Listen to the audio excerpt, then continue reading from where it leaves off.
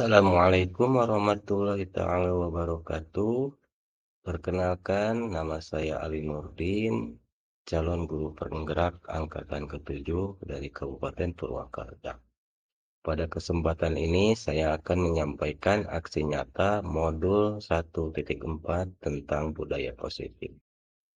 Adapun latar belakang dari aksi nyata ini, yang pertama, budaya positif bertujuan untuk menciptakan iklim pembelajaran positif di lingkungan sekolah.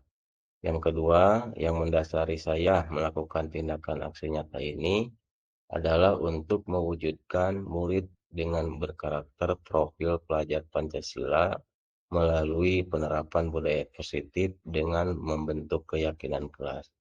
Yang ketiga, dengan melibatkan murid dalam membuat keyakinan kelas, diharapkan mereka termotivasi secara intrinsik, secara sadar dan bertanggung jawab melaksanakan keyakinan kelasnya. Bukan karena takut akan adanya hukuman, melainkan paham akan manfaat melaksanakan keyakinan kelas untuk dirinya sendiri dan orang lain. Kemudian yang keempat, keyakinan kelas berisikan nilai-nilai kebajikan universal yang bisa dilaksanakan di lingkungan sekolah. Tujuan dari aksi nyata ini, yang pertama, menciptakan pembelajaran yang berpihak kepada murid. Yang kedua, tertanamnya disiplin positif pada murid untuk penerapan disiplin positif. Yang ketiga, terwujudnya suasana aman dan nyaman di kelas maupun di sekolah. Yang keempat, menumbuhkan karakter disiplin positif pada murid yang nantinya akan mempengaruhi kepribadian murid baik di sekolah maupun di lingkungan masyarakatnya. Selanjutnya, tolak ukur aksi nyata. Untuk melihat keberhasilan tindakan aksi nyata ini, maka yang menjadi tolak ukur keberhasilannya adalah sebagai berikut.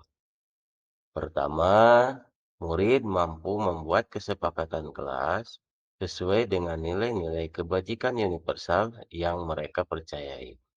Yang kedua, murid mampu meyakini nilai-nilai kebajikan universal tersebut yang menjadi sebuah keyakinan kelasnya. Selanjutnya, lini masa tindakan. Yang pertama, berkoordinasi dengan kepala sekolah untuk menjelaskan betapa pentingnya penerapan budaya positif dan keyakinan kelas di sekolah, serta meminta izin untuk mendiseminasikan kepada rekan guru. Yang kedua, mengumpulkan rekan guru untuk melakukan diseminasi pemahaman materi budaya positif. Selanjutnya, berkoordinasi dan berkolaborasi dengan para wali kelas untuk membuat keyakinan kelas di masing-masing kelasnya.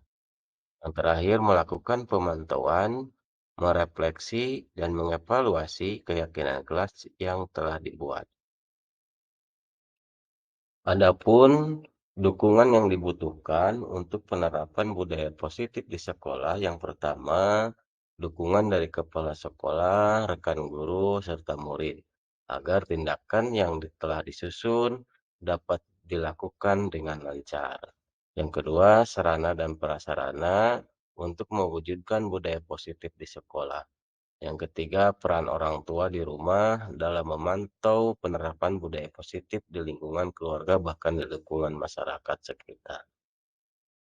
Berikut ini merupakan kegiatan diseminasi di Sekolah SDN 2 Parung Banteng mengenai pemahaman dan penerapan budaya positif. Bismillahirrahmanirrahim. Assalamualaikum warahmatullahi wabarakatuh.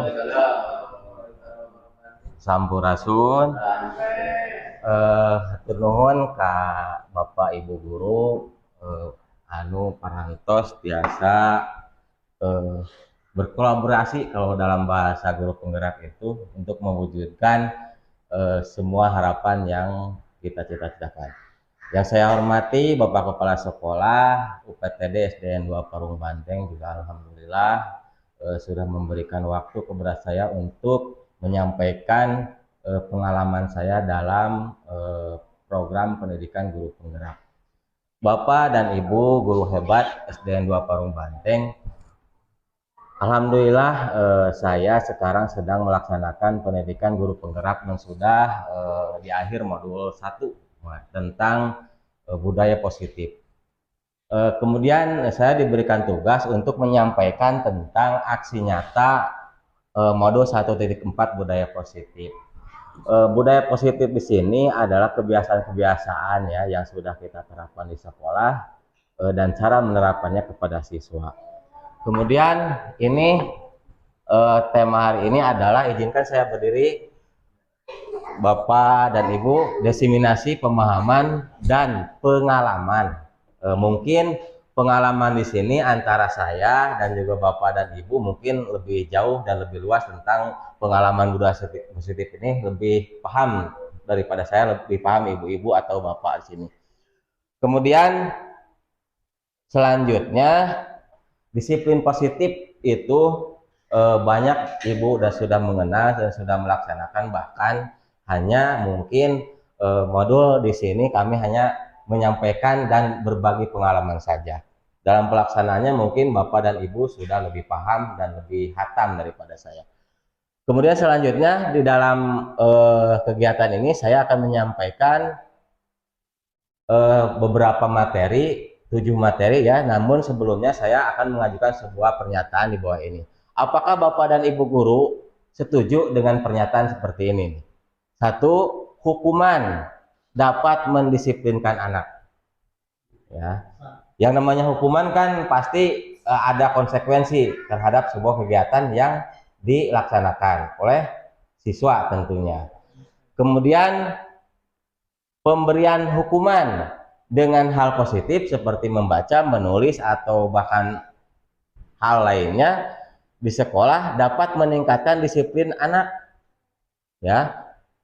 Terakhir, memberi penghargaan, reward kepada anak, apakah itu juga dapat meningkatkan motivasi belajar siswa atau tidak?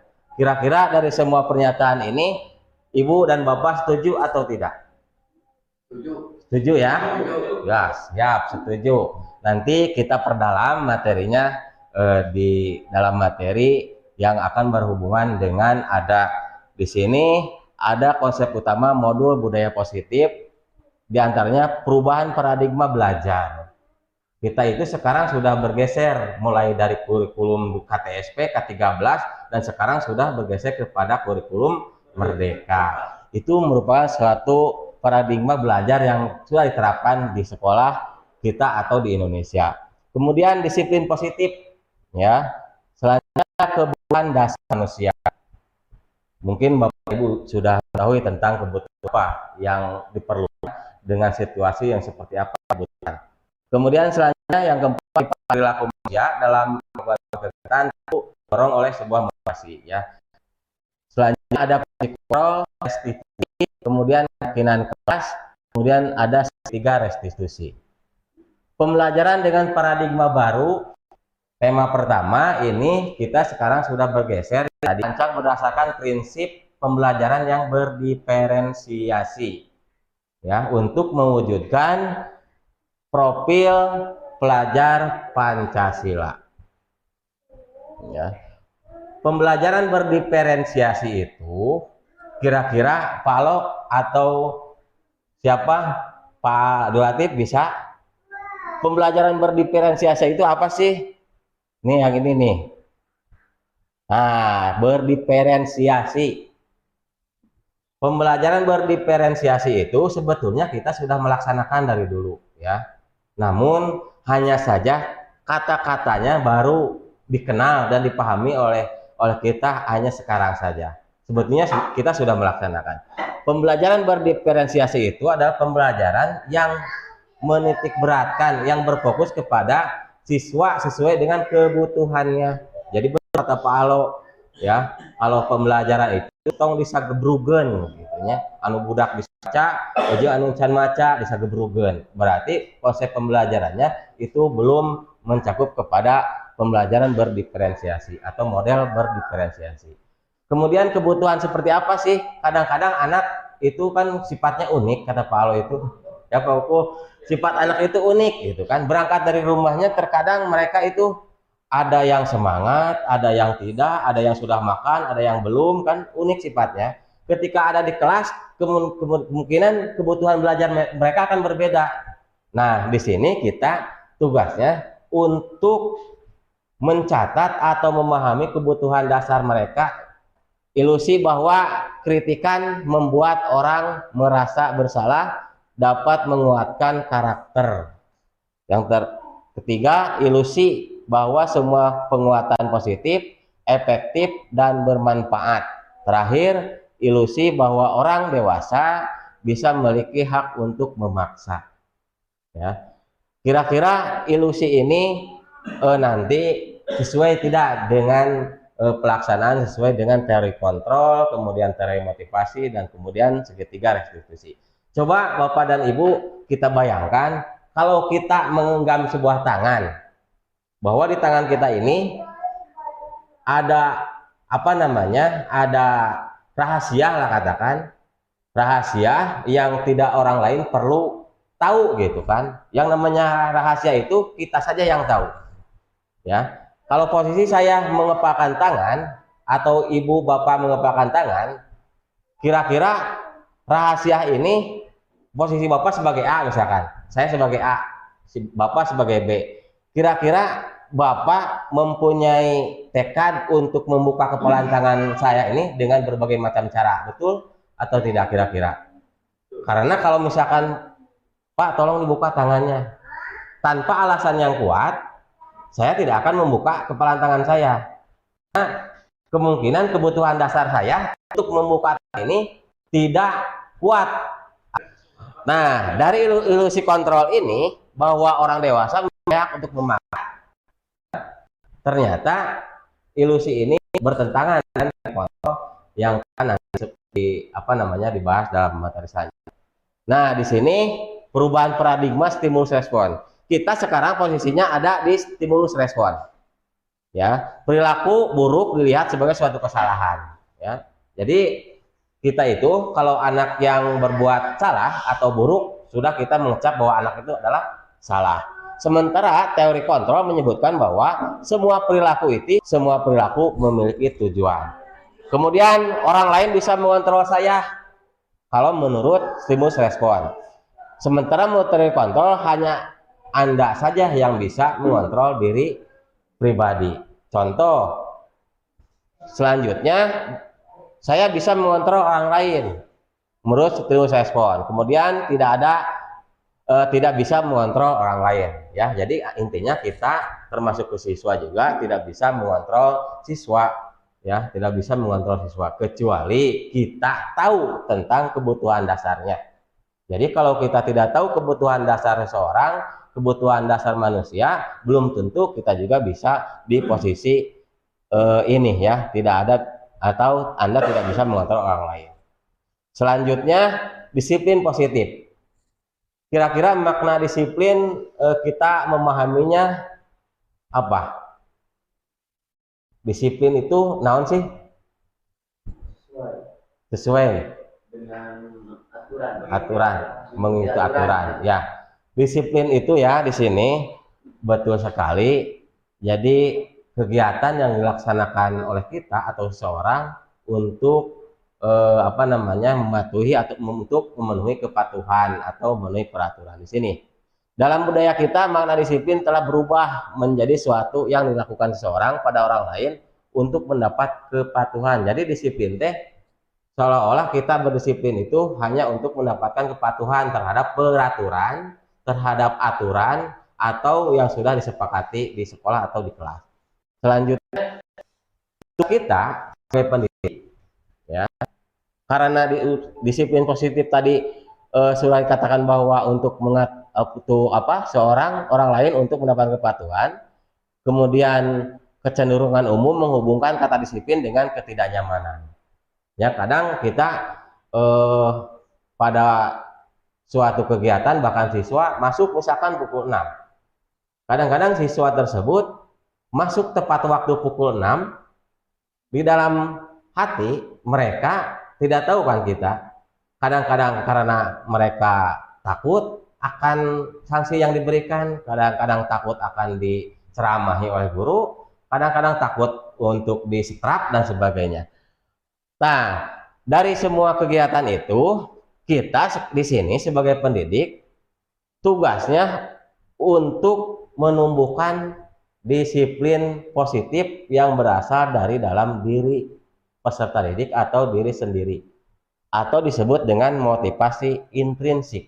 Karena motivasi intrinsik itu bersifat keyakinan.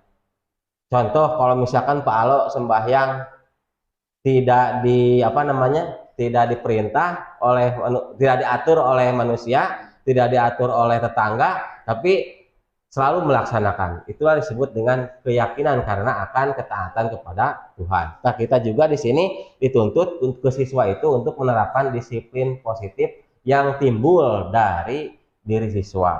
Kemudian selanjutnya, ya, kebutuhan dasar manusia diambil ini dari buku Diane Gossen, ya. Kalau di dalam platform Merdeka Mengajar itu ada di disiplin positif. Temanya, materinya sama dengan seperti ini. Kebutuhan dasar itu ada yang kebutuhan dasar untuk bertahan hidup, ada kasih sayang dan rasa diterima, kemudian penguasaan, kebebasan, kesenangan. Berarti ada 5, ya. Menurut Diane Gossen, bahwa kalau kita dulu di SMP, SMA itu ada ya tentang kebutuhan manusia, kebutuhan primer, sekunder, tersier dan sebagainya. Nah, di sini lebih khusus tentang anak atau pendidik itu kebutuhan dasar manusia itu bertahan. Kebutuhan bertahan hidup ini bersifat fisiologis atau bersifat dengan kebutuhan, contoh makan, minum, tempat tinggal, kesehatan, pakaian. Sementara kebutuhan-kebutuhan yang lainnya, kasih sayang, penguasaan, kebebasan, kesenangan, ini bersifat psikologis atau bersifat kejiwaan yang menyentuh dalam hati mereka. Selanjutnya, ini bisa dilewat. Nah, kebutuhan hidup, bertahan hidup ini seperti ini. Lanjut. Sudah paham ya Bapak, Ibu tentang kebutuhan dasar manusia. Kasih sayang, berarti kasih sayang teh seperti gimana sih kebutuhan dasar manusia kasih sayang? Kalau penguasaan, kesenangan, ini kesenangan. Penguasaan, kebutuhan akan kemandirian, otonomi, memiliki pilihan maupun mengendalikan arah hidup seseorang. Jadi kalau seorang anak bisa mengendalikan seorang guru, berarti kebutuhan dasar yang harus kita berikan ke mereka itu adalah kebutuhan tentang penguasaan. Kemudian kesenangan, tentu ya, kesenangan itu sudah jelas ketika mereka tidak senang di sekolah sih penyebabnya teh gitu kan. Mereka tidak belajar senang di kelas gitu. Kemudian penguasaan sudah. Mari kita simak kasus di bawah ini Bapak. Dinda adalah seorang anak kelas 4 SD. Begitu tiba di rumah, dari sekolah menangis dan mengadu kepada ibunya bahwa Dinda, bukan dia itu gitu ya, maaf, ini bukan dia. Dinda benci kepada Pak Ali gurunya. Kenapa? Karena kebutuhan apa yang diperlukan Dinda ketika Dinda berkata seperti ini, ya. Dinda pulang dari sekolah teh ngamuk, nangis kepada ibunya karena tidak senang dengan gurunya, yaitu Pak Ali. Kebutuhan apa yang berusaha dipenuhi oleh Dinda jika jawabannya seperti ini? Jadi si Dinda teh kunaon sih jawabannya teh ka ibuna teh loba macam-macam. Apakah kebutuhan penguasaan atau kebutuhan cinta dan kasih sayang? Apakah kebutuhan kebebasan atau kebutuhan kesenangan? Dinda kunaon nangis cek ibu una teh. Aku bilang, Anda boleh bersenandung sewaktu mengerjakan tugas. Katanya kelas harus tenang. Tidak ada suara, kan nggak seru jadinya. Kira-kira ini kebutuhannya kebutuhan yang mana? Kebebasan, ya. Selanjutnya nanti kita bisa dilihat kesenangan, ya. Jadi siswa di sini tidak merasa senang, nyanyi kecil, ya, bersenandung, bicarakan, ya. Di sini katanya harus tenang, tidak ada, kan nggak seru jadinya, ya. Jadi kesenangan, ya. Selanjutnya Bapak tidak menyapaku hari ini padahal aku pandai pakai sepatu baru. Osok tara Bu? Hah? Ya. Osok tara Ibu nyapa gitu tah. Ubah sepatuna anyar gitu osok ya. Nah, berarti kebutuhan yang diberikan ke siswa sudah tersampaikan. Ini adalah kebutuhan cinta dan kasih sayang ya. Kemudian aku sebel, gambarku tidak rapi, malah ditunjukkan ke teman-temanku di depan kelas. Nggak semata rapi, tunjukkan, hey, iya gambar si Dinda, kurma terapi, gotek ditunjukkan. Nah, sehingga Dinda nangis ke orang tuanya. Kira-kira ini adalah kebutuhan penguasaan, betul ya, penguasaan. Penguasaan akan kebutuhan diberikan. Berarti lamun gotek tong ditemong-temong ke batur karena siswa merasa tidak nyaman di dalam hidupnya atau di dalam kelas sudah ditemongkan gitu kan. Bisa dibully nantinya. Terakhir, ini pasti Bapak Ibu sudah pada paham.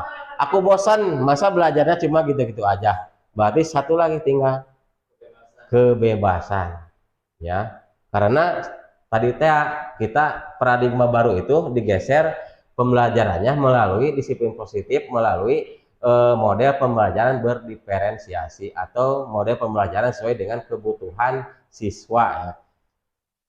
Baik Bapak Ibu, lanjut ke materi tentang motivasi perilaku manusia. Motivasi itu kira-kira Bapak Ibu mangkat ke motivasi beragam ya, beragam. Siswa motivasi berangkat ke sekolah ada yang pagi sekali, beragam.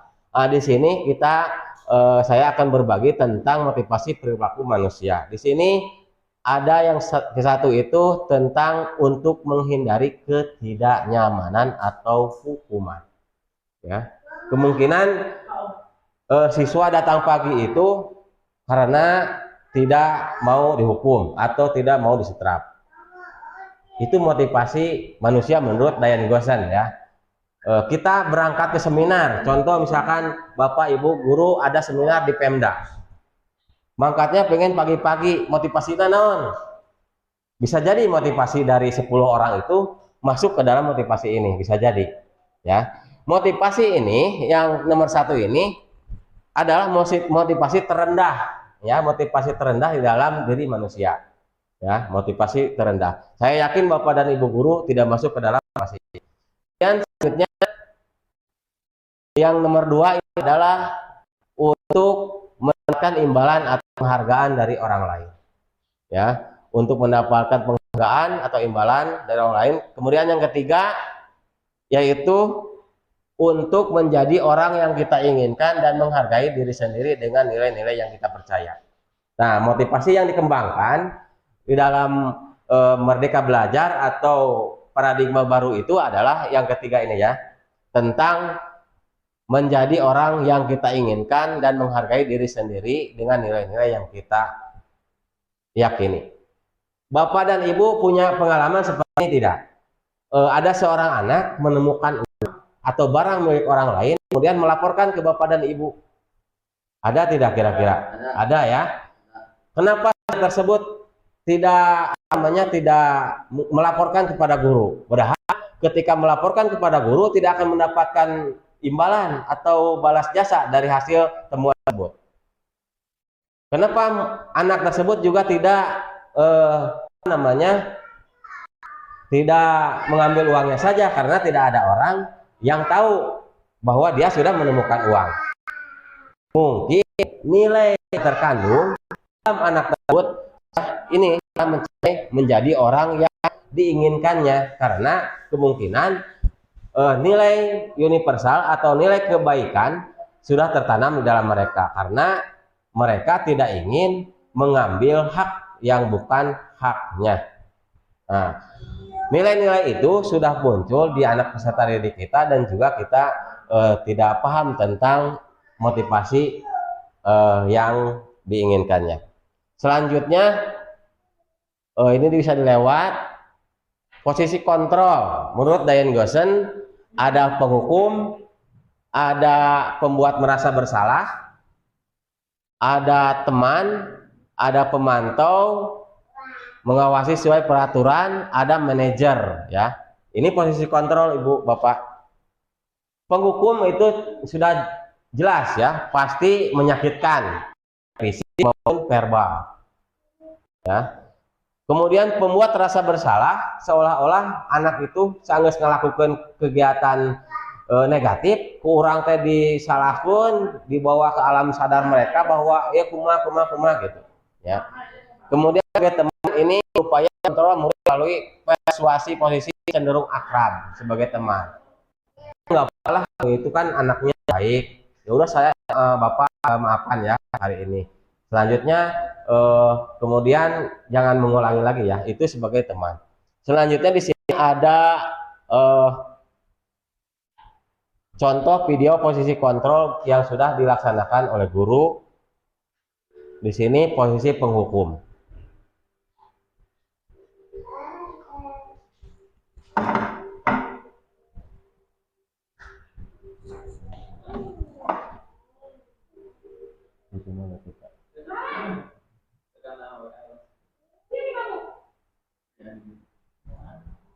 Ini posisi kontrol penghukum ya Bu ya.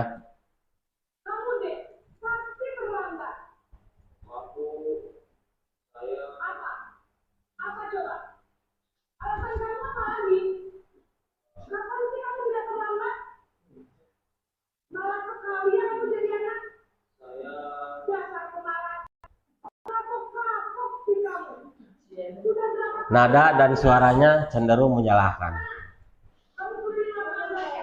Kemudian dikasih hukuman, disuruh keliling lapangan.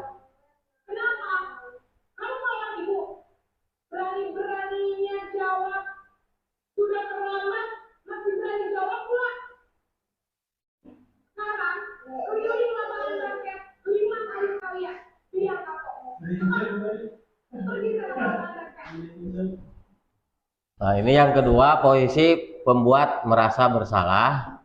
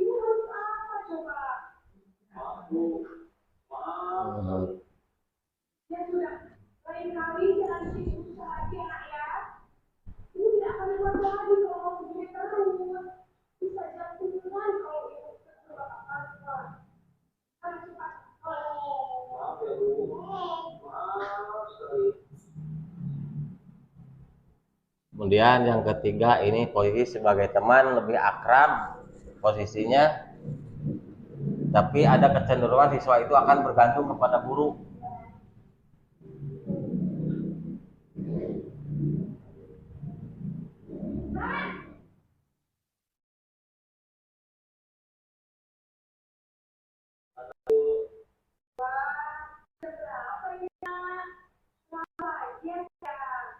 Iya Bu, habis menurut saya lupa bangunan saya Bu.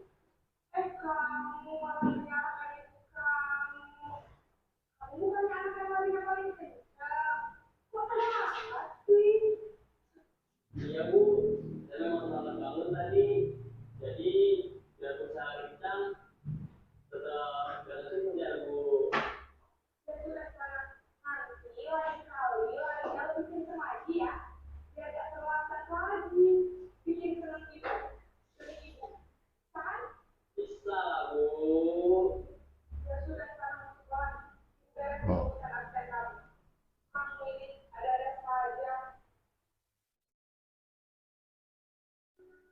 Kemudian yang keempat, posisi pemantau atau memonitor.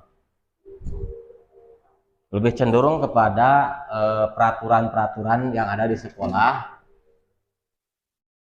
Kemudian ada konsekuensi dari perbuatannya.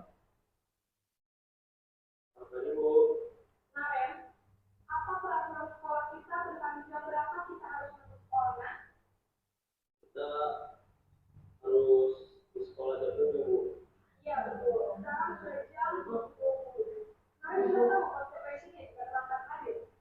Paham, Bu? Saya harus tinggal puas pas jam istirahat. Jangan menit.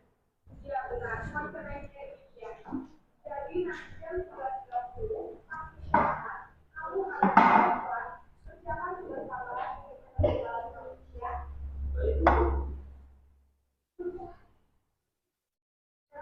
Yang terakhir, Bapak Ibu, ini posisi manajer. Cara penanganannya yang diadegan oleh Ibu ini nih.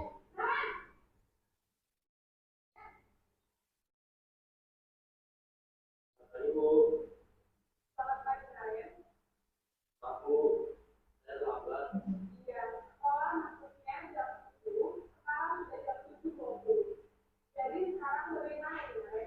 Aku saya lupa ke alarm saya semalam.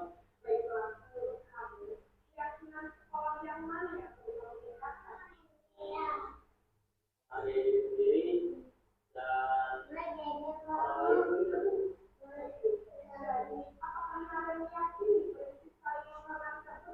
Iya, Bu. Saya meyakininya. Bersedia, Bu.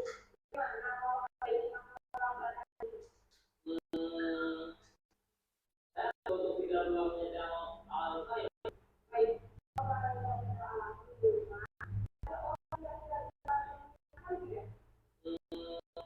Ada kata saya, Kak Emma. Selain Kak Emma, ada ibu saya.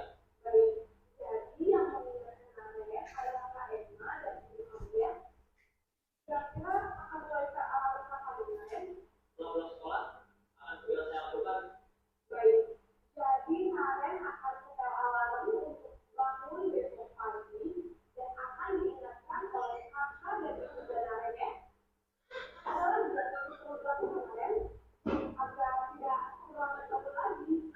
Tidak ada, Bu. Baik, Bu. Terima kasih.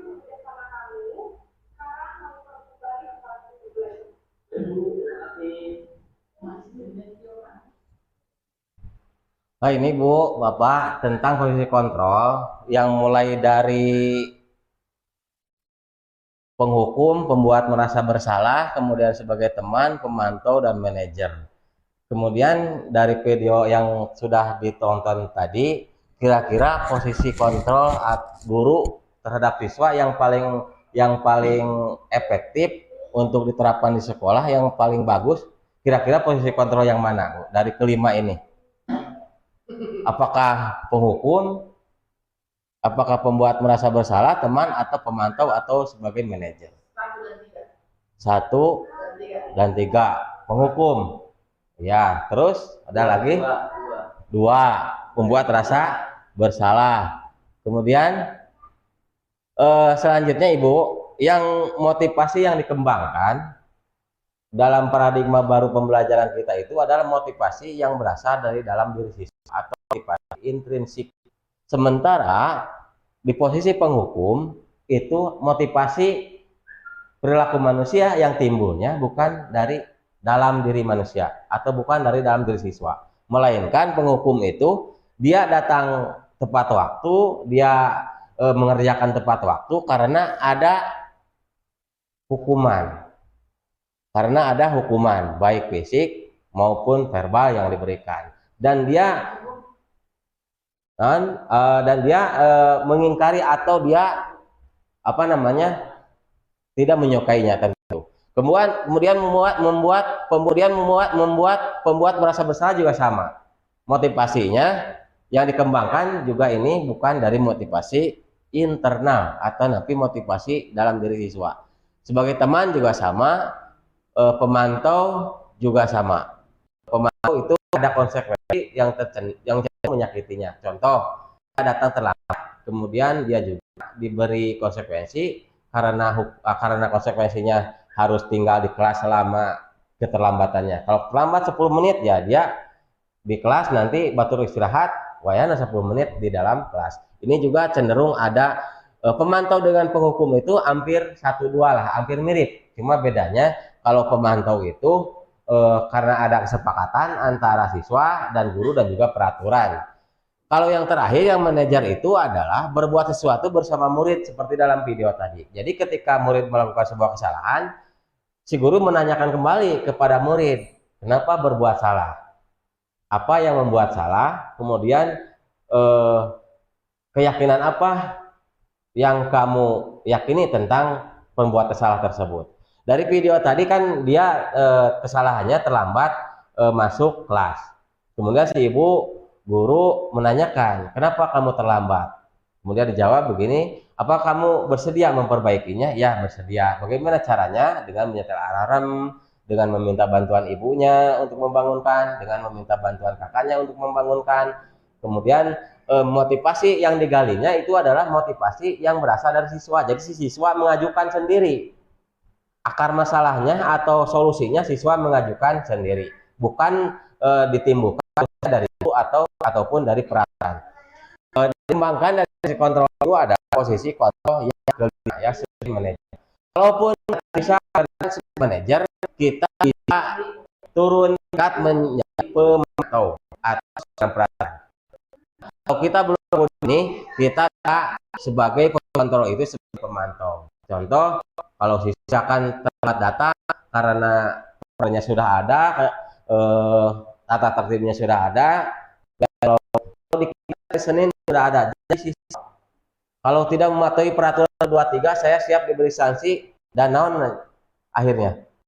Saya siap diberi sanksi sesuai peraturan yang berlaku di sekolah. Itu adalah sifatnya sifat pemantau, ya. Sudah ada kesepakatan antara siswa, guru dan juga peraturan yang dibuatnya, ya. Kemudian selanjutnya di sini ada keyakinan kelas, ya. Tak usah lah ya, nanti langsung ke ini, ke keyakinan kelas itu langsung ke keyakinan kelas itu ibu bapak seperti peraturan kelas, ya. Kita kenapa sekarang dirubah menjadi keyakinan kelas, supaya kalau peraturan kan tadi cenderung motivasinya motivasi eksternal atau motivasi yang dibangunnya itu adalah karena adanya peraturan. Kalau tidak ada peraturan, bagaimana siswa melakukan sebuah kegiatan, sebuah pelaksanaannya? Kalau motivasi internal itu ada motivasi yang dibangun oleh guru ke siswa, kemudian motivasinya nanti siswa timbul tina hati sorangan, gitu ya. Timbul sorangan. Nah, kunaon teu peraturan kelas, kunaon keyakinan kelas. Sebab paradigma yang baru tadi itu bergeser dari keyakinan dari peraturan kelas menjadi keyakinan kelas, supaya motivasi yang dibangun oleh siswa itu motivasi internal atau intrinsik. Selanjutnya, contoh kalau peraturan itu banyak ya, di sini contoh ada 1, 2, 3, 4, menghargai yang berbicara, peraturan kelas, menjaga barang sendiri dari orang lain, menjaga kedamaian dan ketertiban. Kalau keyakinan poin 1, 2, 3 ini bisa menjadi ya, bisa menjatuh. Jadi kalau peraturan kelas ini kadang untuk mengatakan itu ada dua, satu kegiatan ada dua. Di sini menghormati semua orang dan barang milik orang lain. Kita lanjut, skip, nanti ada ke segitiga restitusi. Jadi segitiga restitusi itu sama kaitannya dengan 5 posisi kontrol yang terakhir sebagai manajer. Jadi restitusi itu adalah proses menciptakan kondisi antara murid memperbaiki kesalahan mereka sehingga mereka kembali kepada kelompok mereka. Jadi hampir mirip dengan posisi kontrol yang kelima sebagai manajer. Jadi ketika si siswa punya masalah, kemudian kita panggil, kemudian masalah tersebut yang menentukan penyelesaiannya itu bukan guru, bukan kita yang bertanya kepada siswa yang berbuat salah, melainkan siswa yang memberikan jawaban atas salahnya yang dihadapi. Itu tentang segitiga restitusi. Kemudian selanjutnya ini segitiga restitusi itu alurnya yang pertama ini Bu, Pak, ada segitiga restitusi pertama itu menstabilkan identitas. Jadi ketika siswa bersalah, kita kepada siswa jangan langsung menjas bersalah. Setiap orang pasti pernah melakukan kesalahan. Menurut posisi kontrol, setiap perilaku itu punya tujuan. Ini setiap orang pasti mempunyai atau pernah melakukan kesalahan. Kemudian kamu bukan satu-satunya yang pernah melakukan kesalahan tersebut, ya. Itu adalah menstabilkan identitas agar siswa tidak terlalu grogi atau tidak terlalu merasa bersalah. Yang kedua itu adalah validasi tindakan yang salah. Validasi tindakan salah itu adalah contohnya, kunaon sih berbuat salah seperti itu, kenapa kamu melakukannya, kemudian apa yang melatari belakangi kamu melakukan tindakan seperti itu. Pertanyaannya bisa kamu tentu punya alasan mengapa melakukan kegiatan itu, ya. Kemudian selanjutnya yang terakhir, posisi terakhir yaitu menanyakan keyakinan. Tadi si ibu waktu melaksanakan posisi kontrol sebagai manajer menanyakan keyakinan apa yang sudah dilanggar siswa, yaitu tidak menghormati diri sendiri dan orang lain karena sudah terlambat masuk sekolah. Nah, di sini kemudian kamu ingin menjadi orang yang seperti apa? Tadi di posisi kontrol sudah mengacu kepada posisi segitiga restitusi. Selanjutnya ini adalah video yang telah saya buat, namun banyak kekurangan, mohon maaf, yang sesuai dengan pelaksanaan segitiga restitusi. Video ini diambil skenarionya diambil dari tugas yang diberikan kepada kami untuk melakukan praktek tentang permasalahan yang menggunakan atau menerapkan proses segitiga restitusi.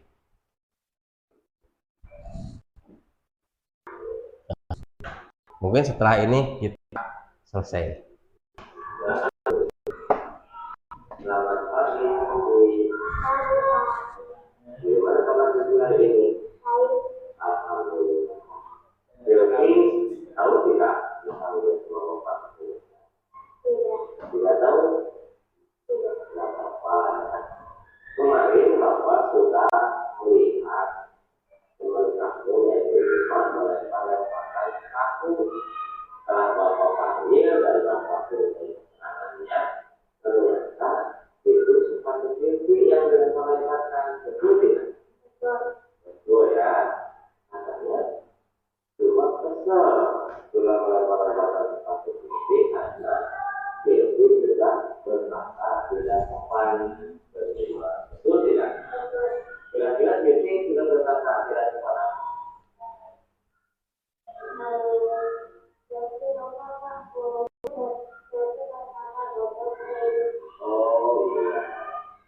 Proses menstabilkan identitasnya di sini. Perkataan Silvi itu sudah benar apa salah? Salah ya. Setuju ya. Perkataan Silvi itu setuju ya. Setuju. Tidak apa-apa ya. Silvi berbuat salah tidak apa-apa. Karena setiap orang juga pernah berbuat salah. Bahkan dengan kamu juga kemarin ada yang berkata tidak sopan. Bahkan Bapak juga pernah mengalami kesalahan tersebut. Selanjutnya Bapak mau tanya, kenapa Silvi berkata tidak sopan atau mengatai Silva dengan kata-kata? Ya, Silvi karena Silvi kesal sebagai orang pemerintah, ya. Tentu Silvi mengatai Silva kata seperti itu ada alasannya ya. Ada alasannya. Coba alasannya apa? Oh iya, karena Silvi bela diri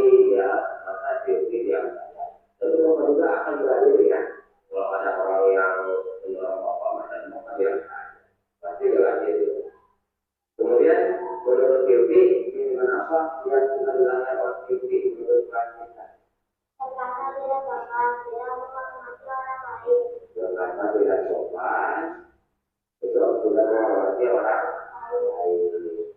Tapi yakin tidak?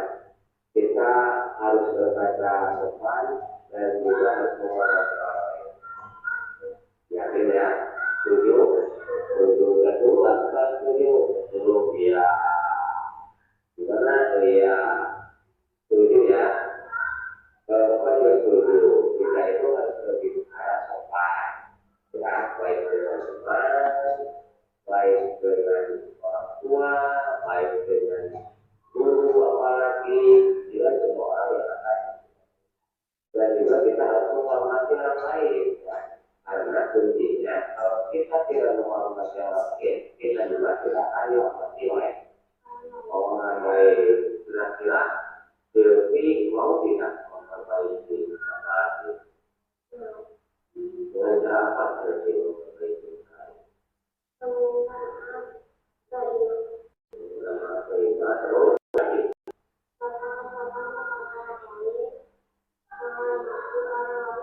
Menghormati orang lain dan juga berkata sopan kepada orang lain. Jadi kalau misalkan Dewi sudah berbuat menghormati orang lain, kalau sudah meminta maaf terima, kalau sudah kata Dewi, benar ya, benar sudah bisa menghormati orang lain, harus orang, kemudian selanjutnya itu juga harus tetap kepada orang. Kira-kira Ya mungkin Ibu, Bapak itulah yang disampaikan dalam materi budaya positif ini. Terakhir mungkin dari saya cukupkan sekian. Terima kasih yang sebesar-besarnya, terutama kepada Bapak Kepala Sekolah yang sudah memberikan waktu kepada saya untuk menyampaikan tentang disiplin positif yang sudah saya terima atau dapatkan dari pendidikan guru penggerak. Dan juga terima kasih banyak kepada Bapak Ibu guru semua. Mudah-mudahan selanjutnya ke depan Bapak Ibu guru karena lebih paham, lebih lebih fasih, lebih hatam dalam hal menerapkan budaya positif. Tentu tinggal bagaimana kita menjalankannya melalui kolaborasi di sini ya dengan semua guru. Tentunya kalau kita punya keinginan baik tidak bisa dijalankan, tidak bisa dilaksanakan oleh sendiri. Salah satu contoh kegiatan hal yang baik itu perlu dukungan dari kegiatan-kegiatan dari kelas-kelas yang lain. Salah satu contoh adalah penanganan sampah di sekolah ini. Kalau penanganan sampah di sekolah ini 1, 4, 5, 6 kan bisa dikendalikan oleh guru masing-masing ya. Kalau 1, 2, 3 susah mengondisikannya. Itu kan harus perlu bantuan atau dorongan dari semua pihak itu di situ.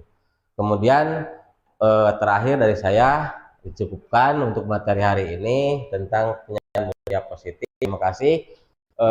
Wassalamualaikum warahmatullahi wabarakatuh.